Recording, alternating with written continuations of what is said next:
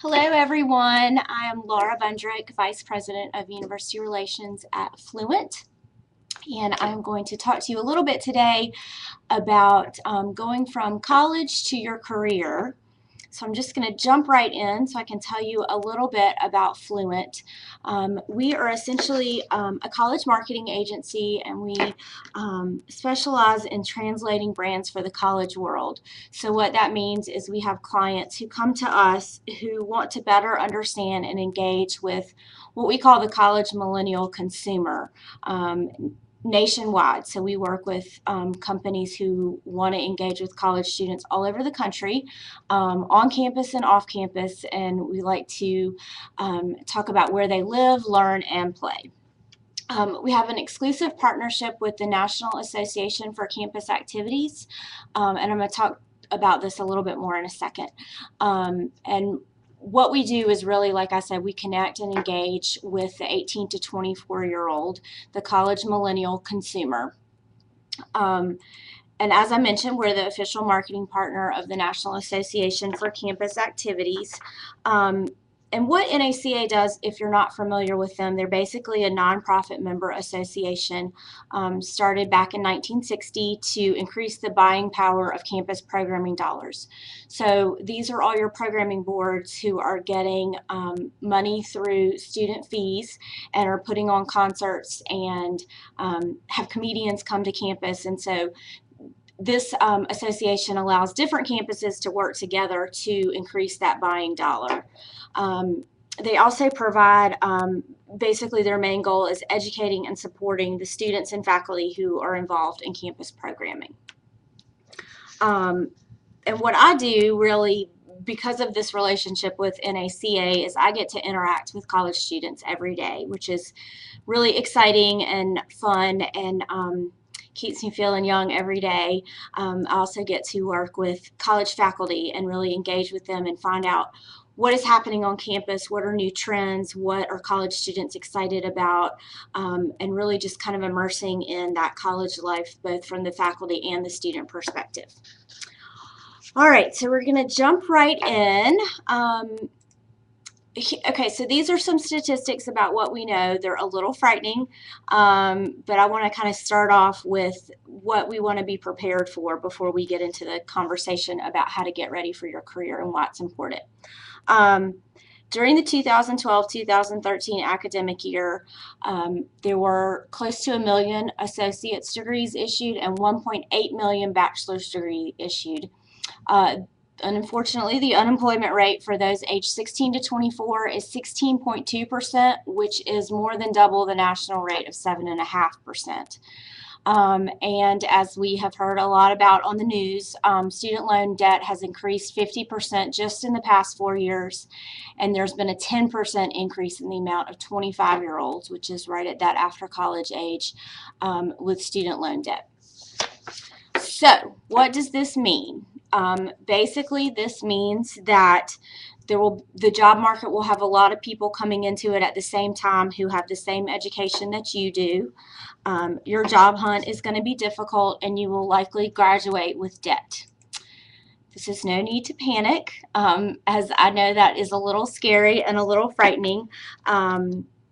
But it is time to kind of start preparing for that now, and we're going to talk about some ways that you can kind of get on the right foot. Today we're going to really focus on helpful and practical ways to increase your career opportunities from the moment you walk on campus. We're going to talk about getting involved, how you can better utilize campus resources that already exist, searching for internships, and how to build an awesome resume. I know you were probably thinking, I have not even gotten to campus yet. It's only August. Why are you scaring me? But really, the sooner you start thinking about all of this, the sooner you start thinking about your career and your future and utilizing the 4 years that you're on campus, the better off you'll be. Like I just said, you're going to be challenged to find a job. You're going to be saddled with debt. And so we want to go ahead and start from that very first moment to at least kind of get the ball rolling so that you are better preparing yourself and really taking advantage of the things that are on campus so that when you graduate, it's not such an uphill battle. All right, so let's talk about getting involved. Really, this is one of my favorite things and the most exciting things I think that happens on campus are clubs and organizations. Each campus is going to have different groups and different clubs, and they're going to be organized differently. I've just kind of grouped them together the best, in the best logical order here. But these are just some different ones we're going to go through, and I'm going to kind of explain what each one is. You may already be familiar with some of them, and you may not, so if this is redundant, it's just helpful to kind of hear the different ones that you can be involved in. So special interests. These are clubs and organizations that are going to directly reflect your passions, what you're excited about, what your personality is, what things you like to do as hobbies. They're not necessarily related to your coursework, although they may be.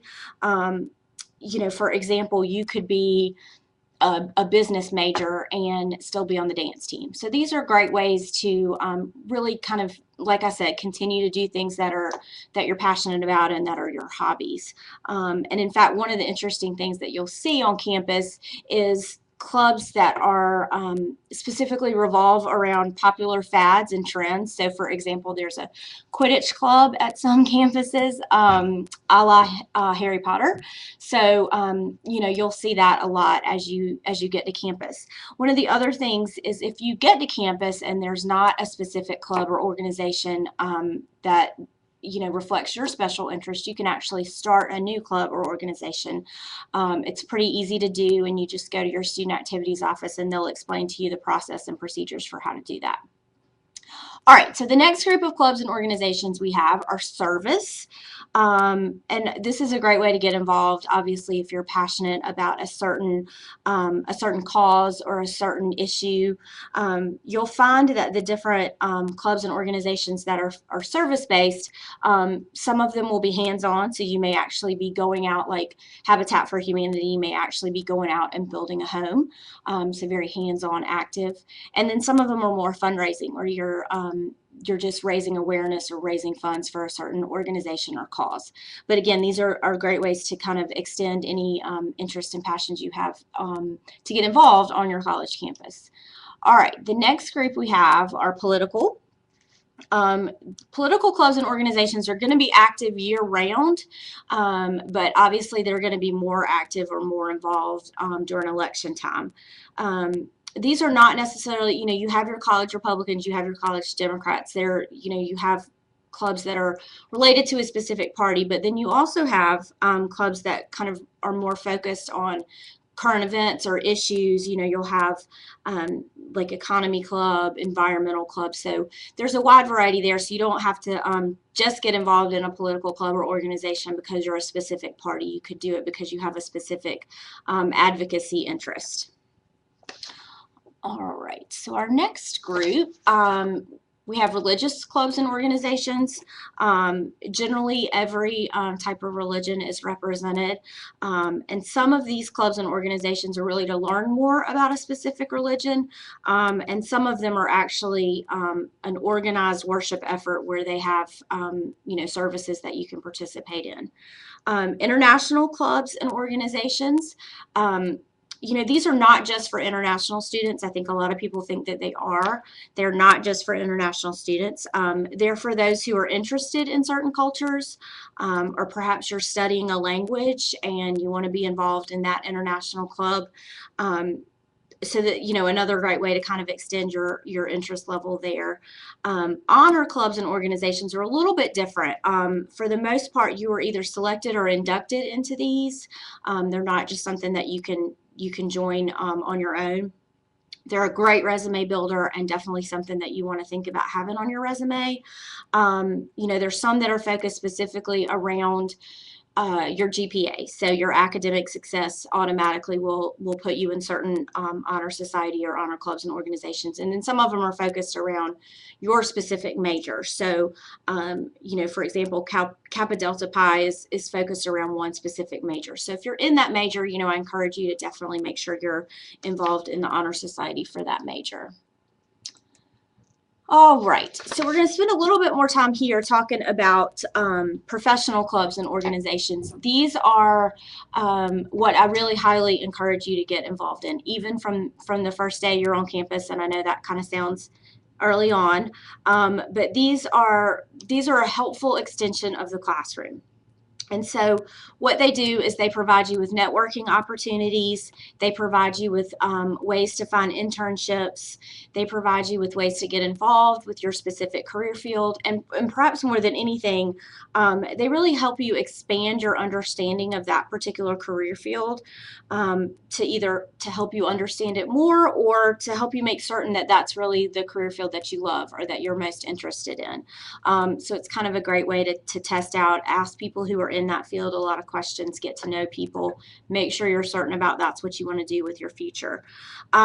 These are national organizations for the most part, and so your membership is going to allow you to go to different conferences and conventions. You can participate in educational webinars, and a lot of times your membership, for example, with Public Relations Society of America, your membership in college extends to after college, so it's a great way to carry that over into your professional young professional career. Again, these are things employers are going to be looking for you to have been involved in a professional club or organization. So specifically, if you're a public relations major, you're a communications major, you need to be an AMA or PRSSA. And if you're not, they're going to wonder why you weren't.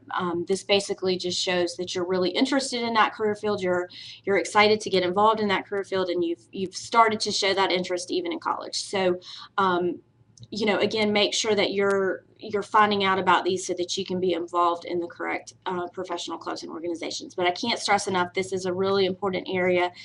If you're only going to get involved in one club or organization, do a professional one because they're very important, and employers look for those on your resume. All right, so the next group of kind of clubs and organizations on campus life that we're going to look at are a little bit different because they're a little broader.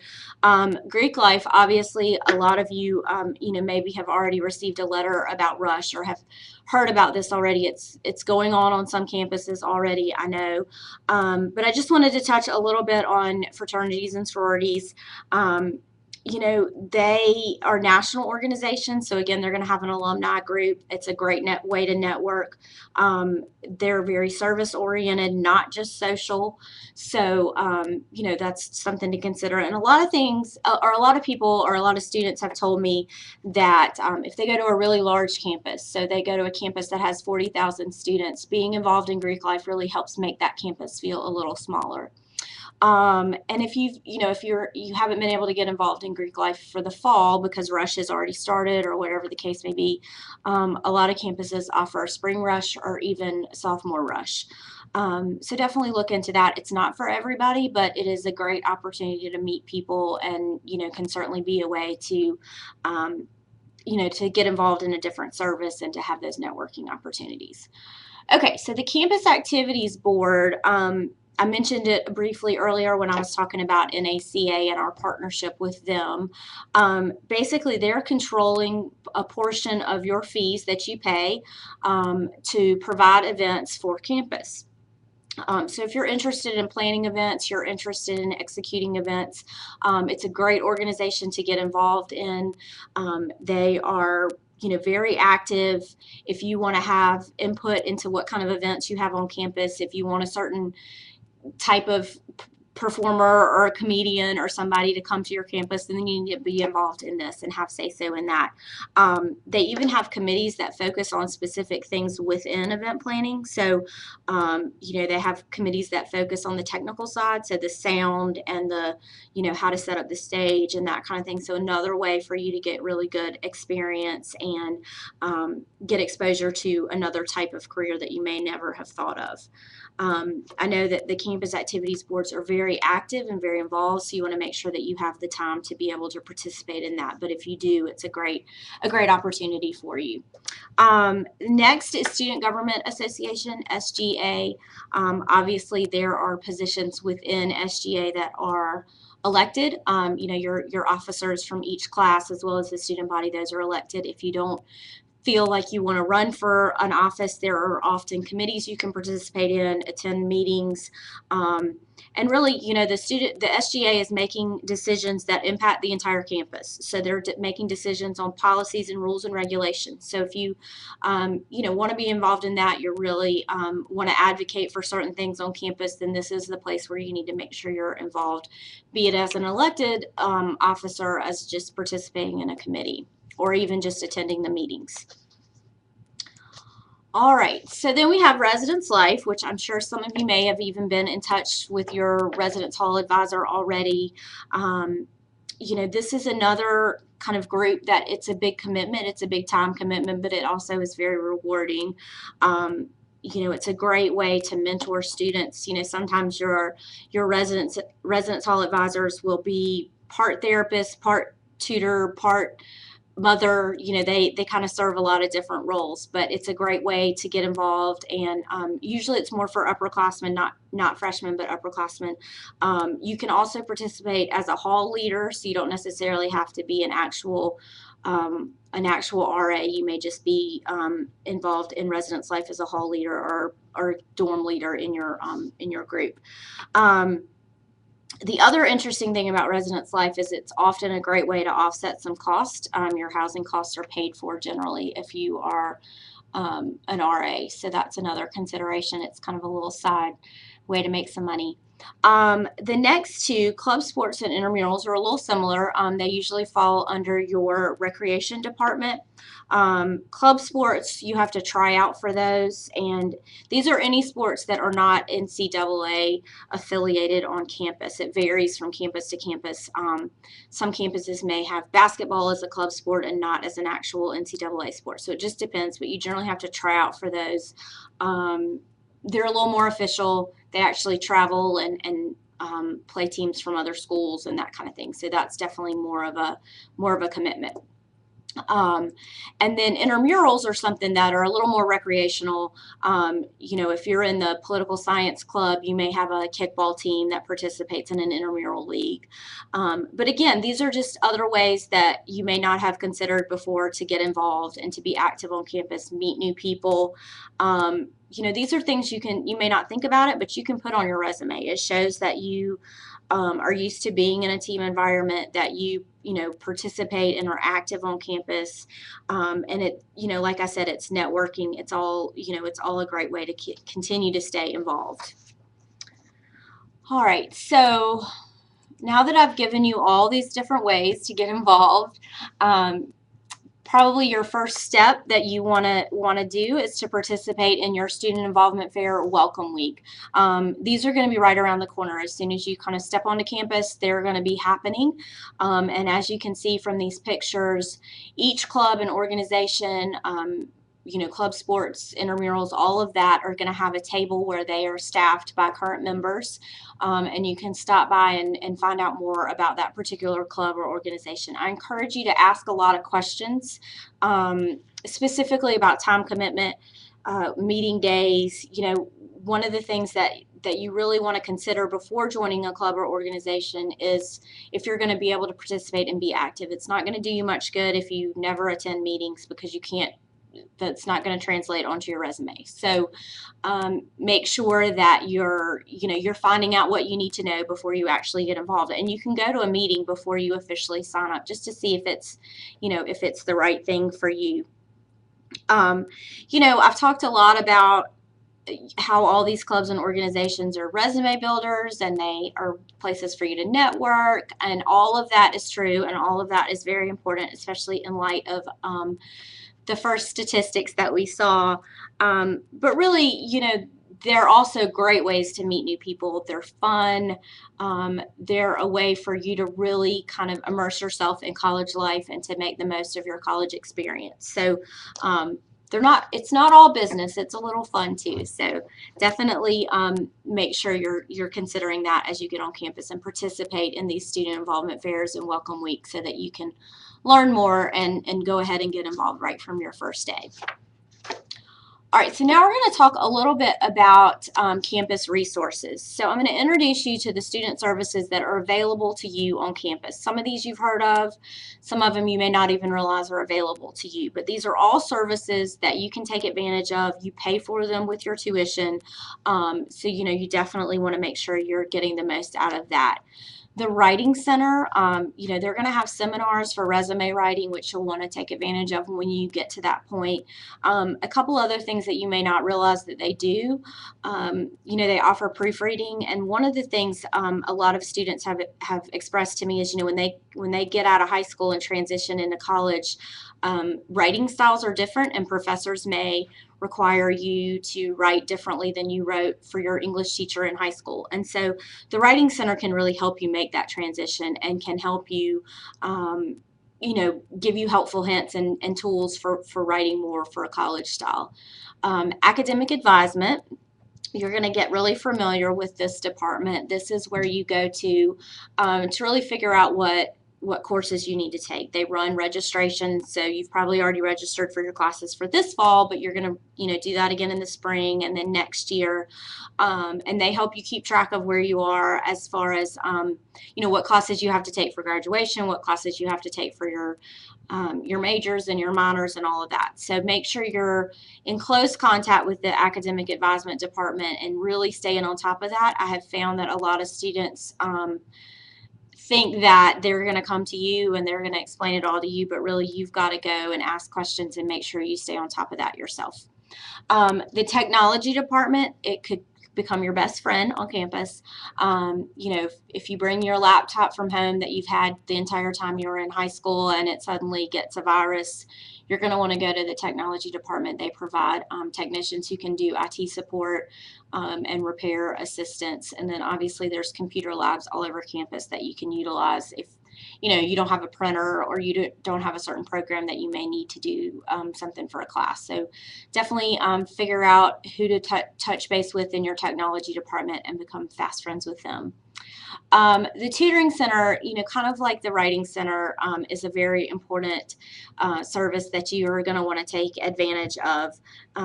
You can't get a job in your future career. As you look for a job, you're not going to get a job if your GPA is not high enough. So you got to keep your GPA up from go. So the tutoring center is an excellent way to get that extra support that you may need as you go throughout your college career and your classes. The teaching style may be different than you're used to, so you want to make sure you're taking advantage. They really are going to offer support in almost every area on campus. Okay, so then next we have the registrar and the financial aid office. I'm sure if you're all enrolled in college or thinking about college, you've already had contact with financial aid. They definitely stay busy and have a lot of traffic in and out trying to figure out financial aid, but it's a great resource for you. Obviously they're going to provide assistance with your student loans, your grants, your scholarships, and really help you understand how all those fit together, help you put together a plan for how you're going to get through all 4 years, not just, the first year. And then, the other really great thing that you can find in the financial aid office is information on budgeting. So, they're going to help you figure out how to factor in, other expenses, going out and food and clothing and all that kind of stuff, and how to factor all that in with paying for college. So, some of you may have your parents paying for part of college and you think, oh, I don't even need to go to the financial aid office. But like I said, it's still a really great resource for, all kinds of budgeting tools and really helping you figure out, especially if you want to continue on into graduate school or something like that, to kind of get you prepared for that and how to have the money that you need to do all of the education that you need. Okay, the Career Center is probably the the most important service offered on campus. And they probably do more than you really realize they do. Obviously, they're going to have job fairs, and you're probably thinking, you know what, I don't even need to think about a job fair. That's way down the road.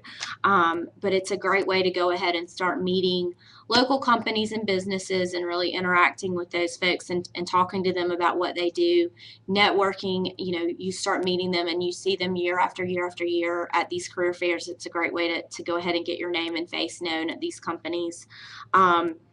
One of the things that I think is really, really interesting and really helpful that a lot of students don't take advantage of are the services the Career Center offers to really help prepare you for your interviews.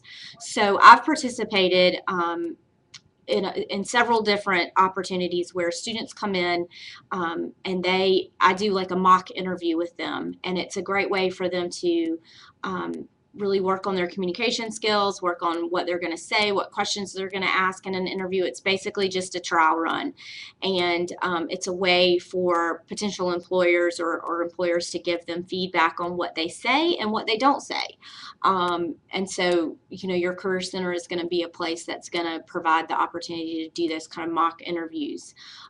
They also are going to have classes on etiquette, professional etiquette. So what you wear to an interview, how you follow up after an interview. They're going to stress the importance of following up with a thank you and all the things that kind of go within how you're supposed to sort of behave, make eye contact, and that kind of thing.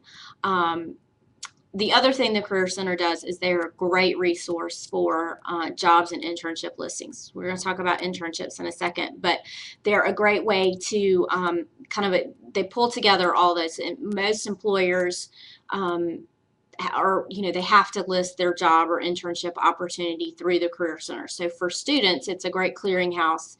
It's a way to go in and search and find particular positions that are either your skill level or what you're wanting to learn. They have different search functions, so it's a great way to utilize that. And then Career Services is also going to extend beyond your college years. You're going to be able to stay involved and utilize those services even as an alumni. Hopefully you will not have to use them because you'll just find a job right away. Okay, so next we're going to talk about internships.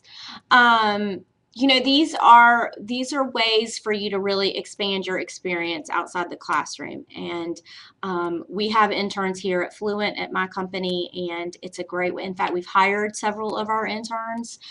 So, in and of itself, it's a great way to potentially find a job, but it's also a great way to get hands-on experience that you can't get in a classroom. You can't get from listening to a professor. So it's a really great way to be able to get some of that experience. There's a couple of steps that you should take, and I'm going to kind of run through these real quick. Before you even look for an internship, you want to stop and consider the skills you want to gain. So, or even the skills that you maybe are skills that you struggle with. So for example, if you have a hard time with public speaking, you may want to look for an internship that provides you with public speaking opportunities, because that's a great way to really get that experience that you need. So, consider the skills that you want to gain. Then you want to outline the main career fields that interest you. And I want you to think really broadly here. So you need to think like business, finance, public relations, communications. Think very broadly. Don't be really specific, because this is going to open more doors for you if you're really looking for internships within an entire field. Really the first place to kind of ease into your internship opportunity or internship experience is on campus. There are a lot of internship opportunities right on campus. So ask your professors, go to the department and make sure that you've asked them if there's any opportunities available. For those of you who may not have transportation, this is a really great way to get an internship and to start getting that experience early on. I want to tell you a little bit about what my company does and some of the internships that we provide. I mentioned before that we're a marketing agency, and one of the things that we do or provide is internships for students who want to do word of mouth programs. So we hire students from campuses all over the country. We work with almost 600 different campuses of all sizes all over the country. And we hire students to work for clients like Microsoft, Macy's, PacSun, Zipcar. These companies are really looking to introduce a brand or a product or a service to the college market. And so college students listen to each other. And so we hire students who really want to have that opportunity to share with others and really get creative experience in marketing and public relations. I mentioned before, they're not doing sales, so they're really just using their opportunities on campus to tell peers about whatever the product or service is. We also do experiential events, so we provide students with the opportunity to actually experience a brand or service or product right on their own campus. So, it's just one opportunity that you could take advantage of. I think the great thing about our company and working for our company is the opportunity to work on your own time on your own campus. So again, if you don't have, any kind of if you don't have any transportation or anything like that, it's a great way to earn some money, get some experience, and work right on your own campus. Again, utilize career services. We just talked about that a little bit. But again, they have great resources for you to find internships. You can utilize their web searches to be able to search for specific locations. If you're going home for the summer and you need to find an internship, wherever home is, they can help you with that as well. So it's a great resource you want to take advantage of. Probably the biggest thing I want to stress with internships is don't limit yourself. That means just because you think that you want to go into public relations, that doesn't mean you have to go get a job at a public relations or an internship at a public relations agency. You may be able to find experience in public relations at something totally unrelated. So don't limit yourself to looking for internships specific. Kind of think outside the box. There are a lot of opportunities out there that you may just not even know about. That would be a great internship. And frankly, when you're participating in internships, even at smaller companies, you're going to get the opportunity to really do more.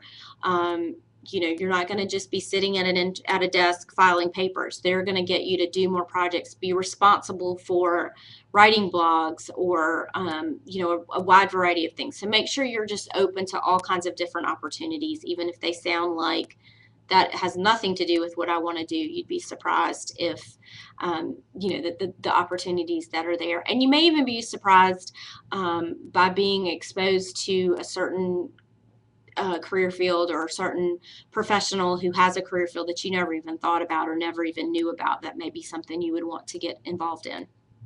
The last thing is just check for class credit. You don't want to miss out on the opportunity of your internship counting either as a project or as a grade in a class or as an entire class credit. So make sure you're checking with your professors and your advisors on that. All right, so that brings us to our resume. You want to have an awesome resume, and you can't do that without having content to include in that resume. And so I have 4 suggestions that I've listed here, ways to really build up the content for your resume. So we've talked a lot about getting involved in clubs and organizations and really participating in different activities and events on campus. You're going to want to track the things that you do. Trust me, you will not remember them, so write them down. If you attend a seminar or if it's your responsibility to book the room for every time your organization meets, make sure you're keeping track of all of that, especially if you have specific responsibilities or leadership roles. Make sure you write that down and the dates and the times and all that good stuff so that you have a record of it. It'll make writing your resume a lot easier. And one of the things I think that really is going to make your resume stand out is to be a leader in your organizations and clubs and to really be active. Like I said at the very beginning, if you're when you go to your welcome week and your career, in your orientation fairs, and you're learning about clubs and organizations, ask about the time commitment. The reason why you want to do that is because you want to be active. Being active and being involved and being a leader is going to translate much better on your resume than just I was a member of this organization and never attended the meetings. Employers will ask you, they will say, I see here that you were involved in the Student Government Association. Tell me about your involvement. Well, I didn't really go to meetings. It's not gonna, not gonna look very good. So, make sure that you're active and involved and have those leadership roles. Okay, so, whoops. There we go. All right, so you're probably thinking, I'm going to be a freshman. This is too early. Why do I need to write a resume? It is really never too early to start creating your resume. For example, a professor comes to you and says, hey, I have this really great internship opportunity. I think you'd be perfect for it. Can you give me your resume? Well, you don't have a resume, so you have to go home and create it. And it takes you 5 days to create your resume. And in the meantime, somebody else has turned in their resume and gets the internship. So having your resume available and ready to go is always a good thing.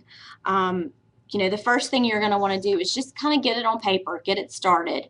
There's a lot of templates out there on the internet that you can utilize. Please do not utilize templates that are crazy. No colors, no funky typefaces.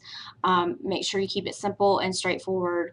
I review, we have all these students who work for us. I review hundreds and hundreds of resumes, and I've seen all kinds. And trust me, the ones that are simple and easy to read are the ones that I am, more inclined to look at, as opposed to ones that are written in green. So first, you want to just get everything on paper. Use those notes we just talked about where, you've listed out your organization responsibilities and leadership roles.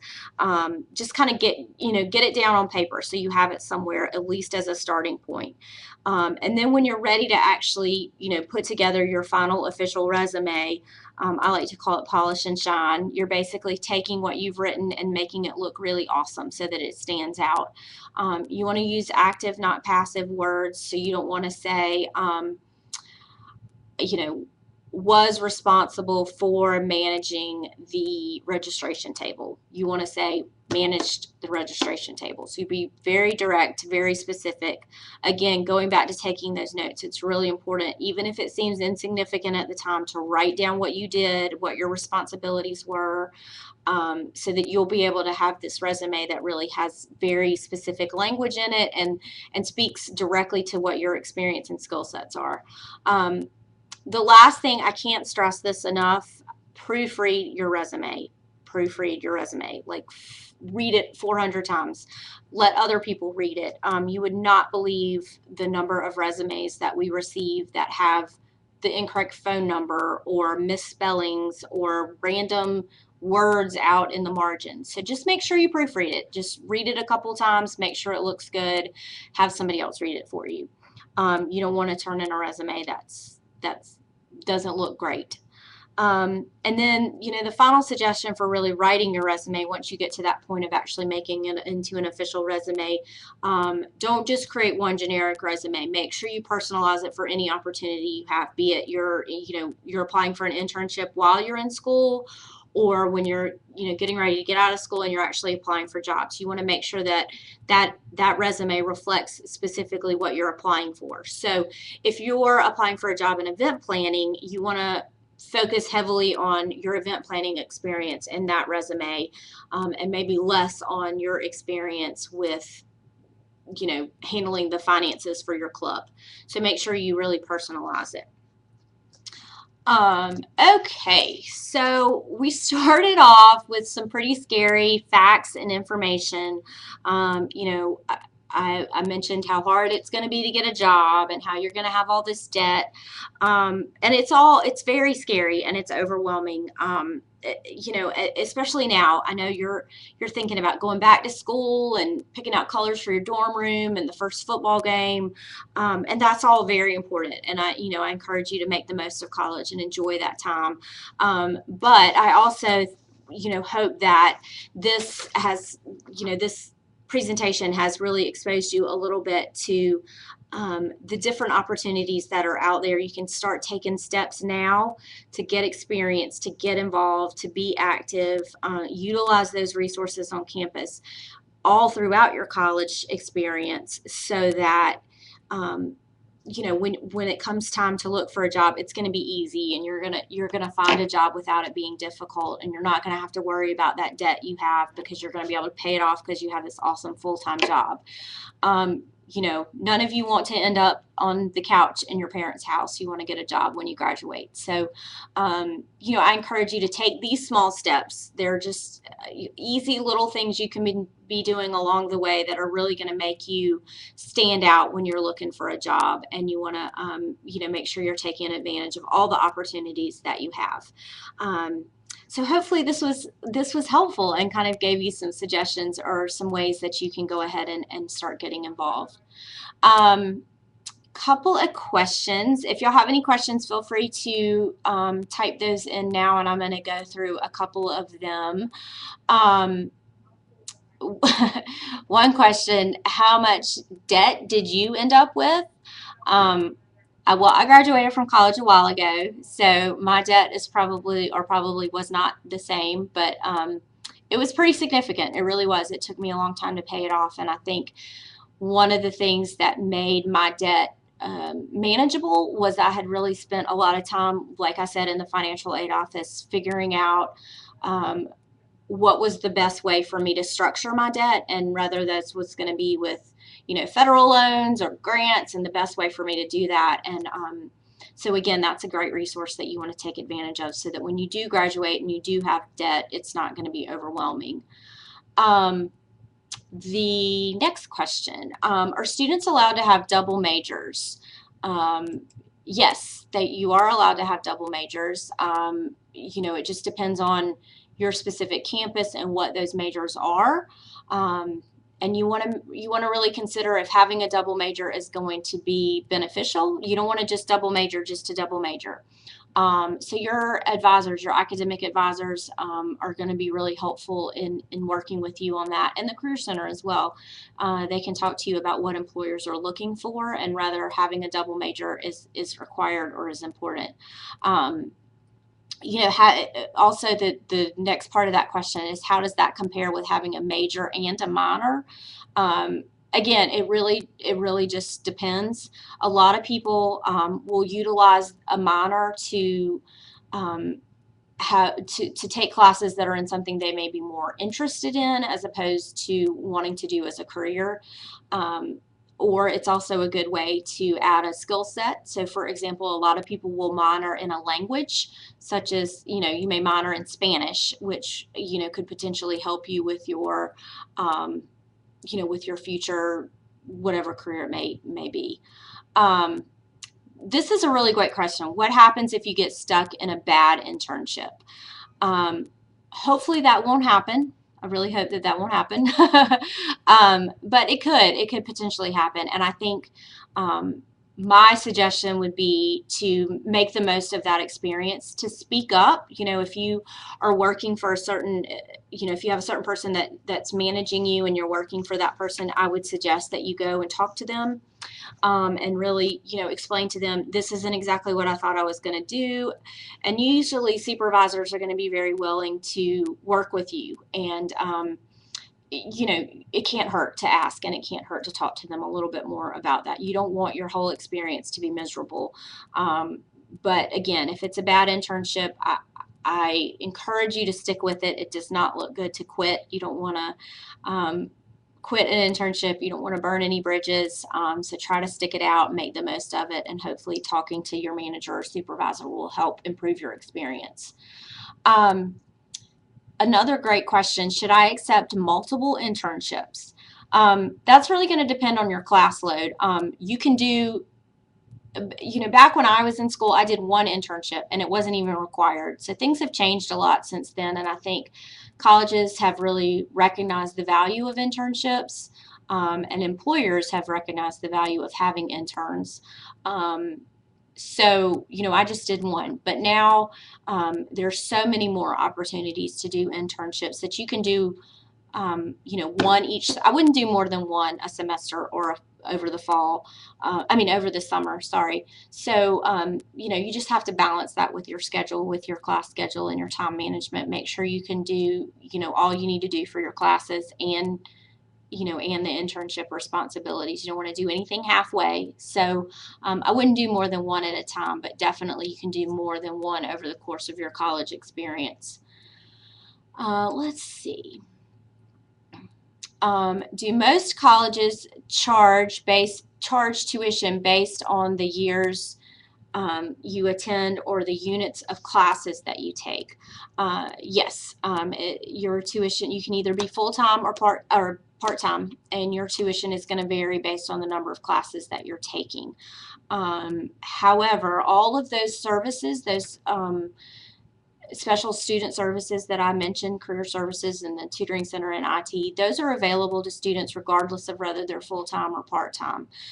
You can be involved in organizations and clubs whether you're full-time or part-time. So definitely, if that means that you are not going to campus every day, you can still take advantage of all those opportunities. Let's see. Sorry. What are the 3 or more things that would stand out to you in an applicant applying to be an employee or an intern? That's a great question. Like I said, I review a lot of resumes and I talk to a lot of students. I think the 3 things that would stand out to me, a well-written resume.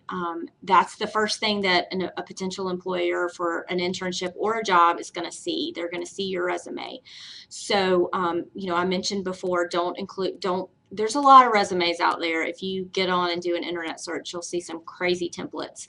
And, like I said, I'm sorting through a lot of resumes. It's hard to kind of figure all that out if you have a resume that's written in a color or whatever.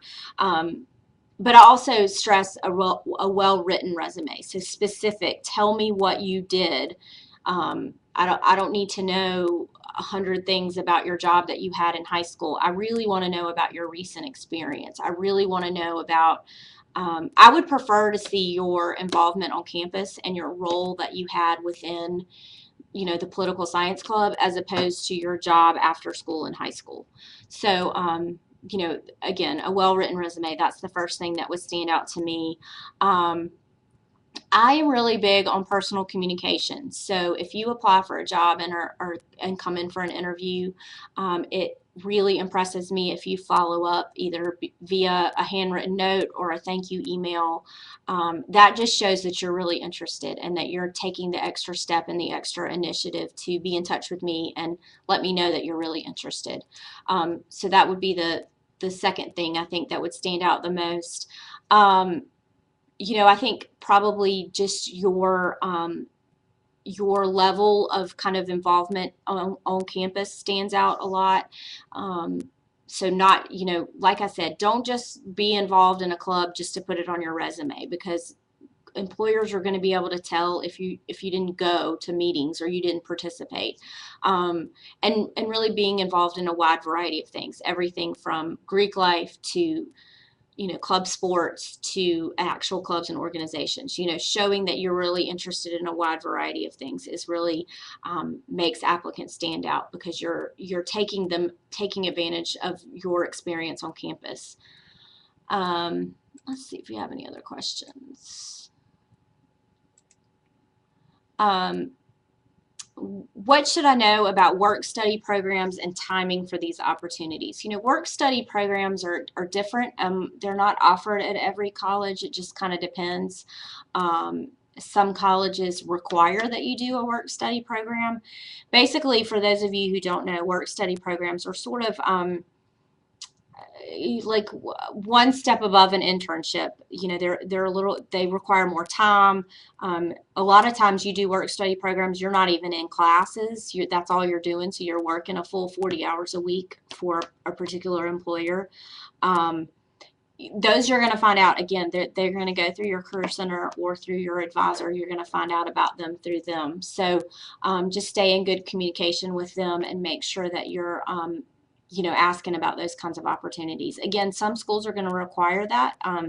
They also have fellowships that you can do and different opportunities like that. So you just need to make sure you know what opportunities are out there, and you really need to make sure you know what you have to do to graduate. If you have to complete a certain number of hours in a work study program or in an internship or whatever the case may be.